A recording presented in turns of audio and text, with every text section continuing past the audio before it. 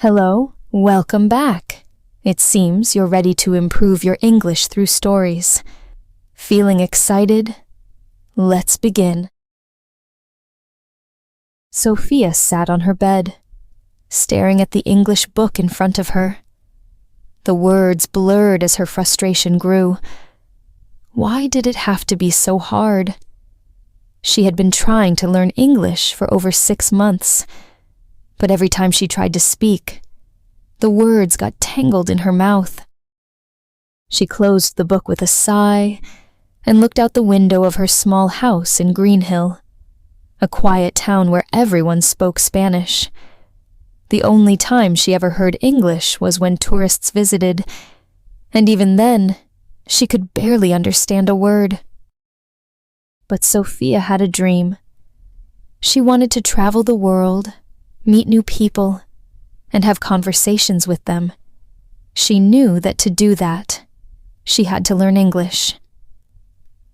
How can I ever do that, if I can't even say a simple sentence right? She muttered to herself. It felt like an impossible dream, but still, she couldn't let it go. Sophia remembered how, as a little girl, she'd see visitors in the town square, laughing and speaking in English.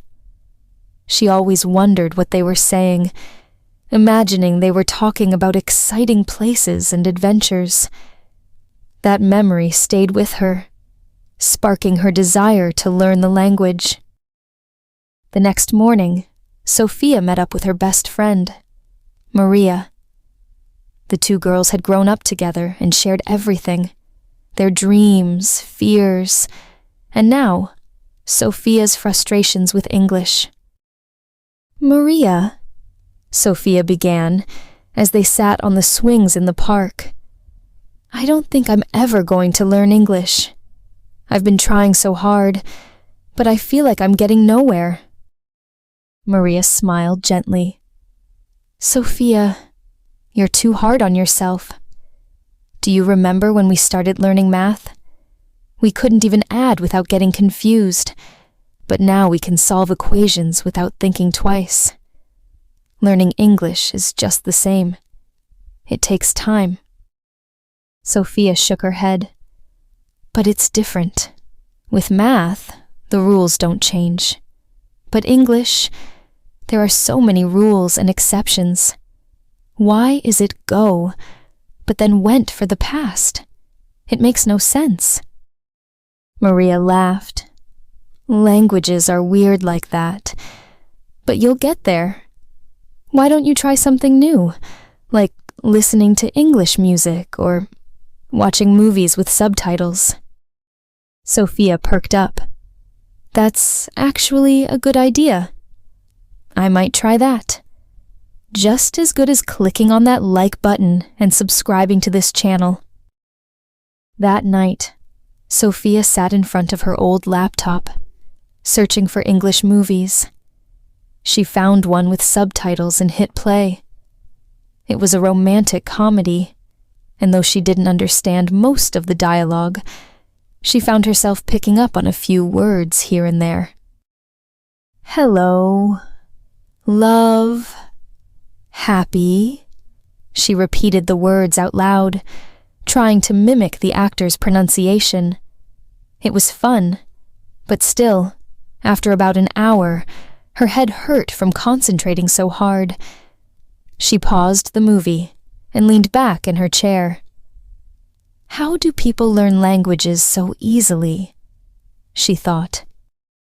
Sophia was about to close her laptop when she remembered something Maria had said earlier. There are apps for learning English too, she had mentioned. Curious, Sophia opened a new tab and searched for language learning apps. She downloaded one that looked promising and started her first lesson.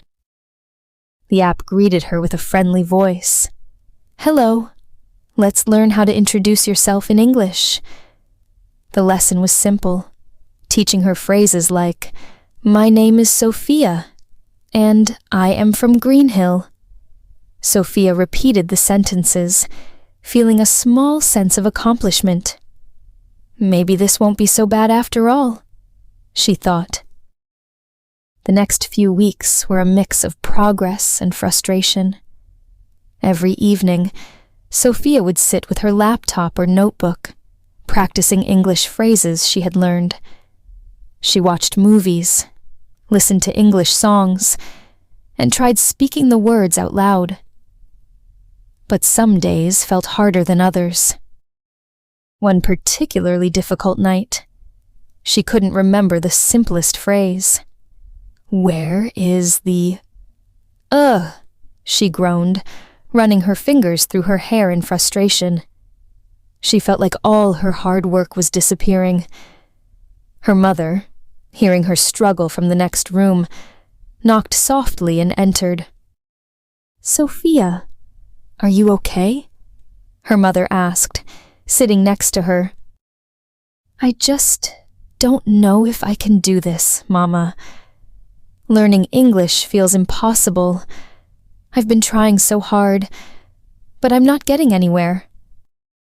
Her mother smiled kindly.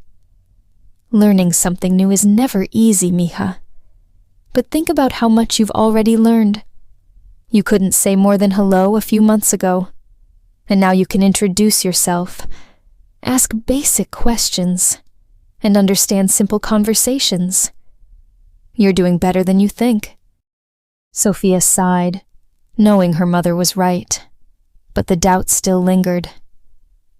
"I just wish it wasn't so hard," she whispered.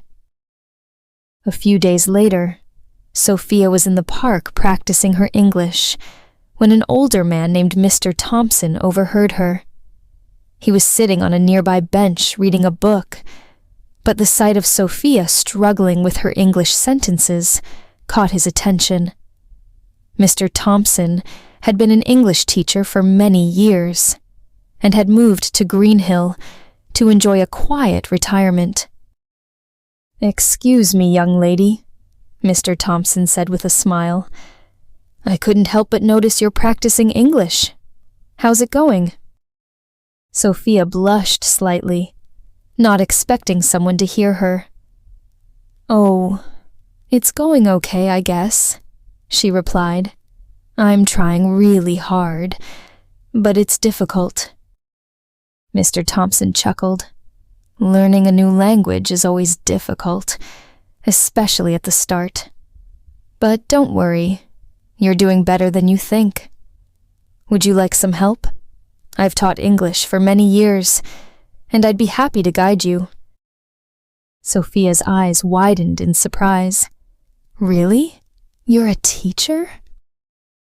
"Yes," Mr. Thompson said, nodding. "I've taught many students, and I know how tough it can be at first. But if you're willing to keep trying, I'm sure you'll get there." Sophia smiled, feeling a glimmer of hope. "I would love your help. I've been trying to learn on my own, but it's so confusing." "Let's meet here in the park once a week," Mr. Thompson suggested. "We can go over what you're struggling with, and I'll teach you some useful tips."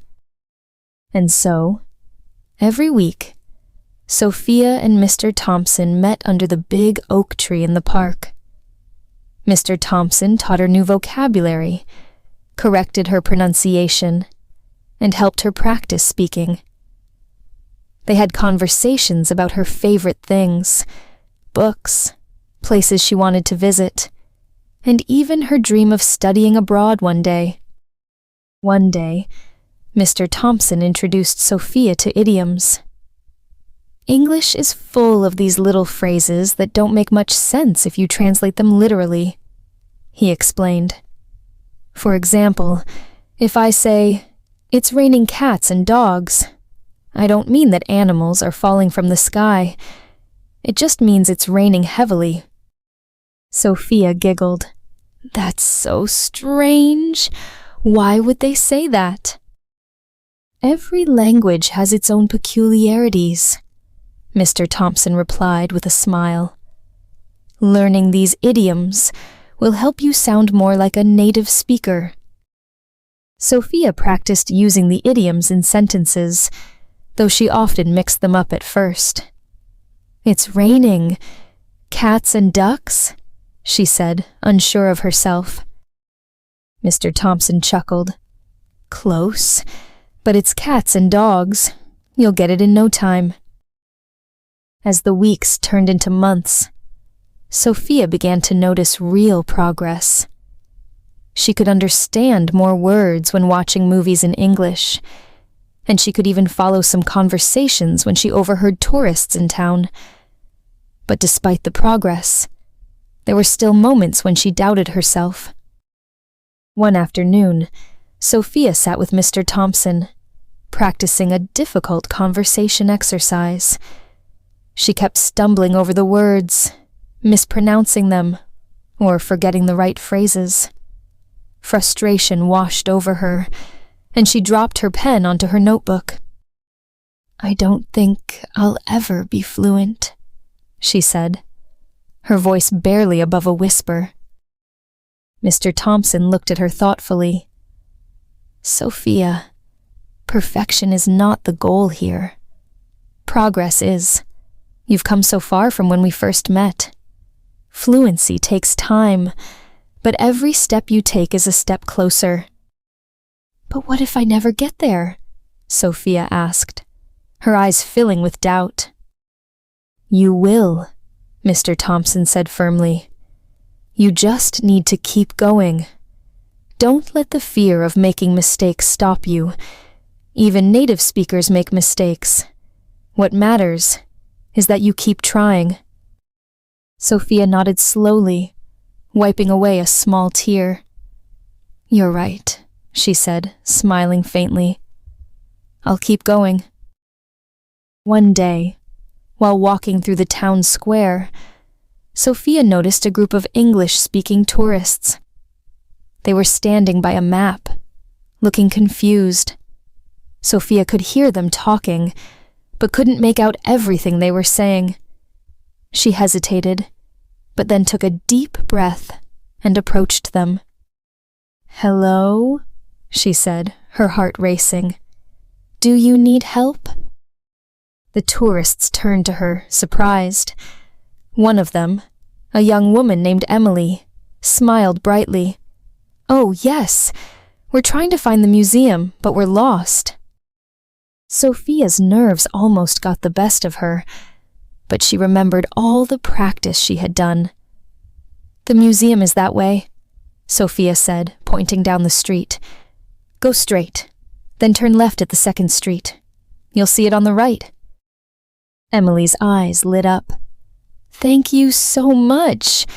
Your English is really good." Sophia blushed, her heart swelling with pride. "I'm still learning," she replied modestly, "but I'm getting better." "Well, you're doing great," Emily said warmly. "It takes a lot of courage to speak a new language, especially with strangers. Keep at it." "Thank you very much," Sophia said, smiling widely. As Sophia walked away, a wave of excitement surged through her. She had just spoken to native English speakers, and they had understood her.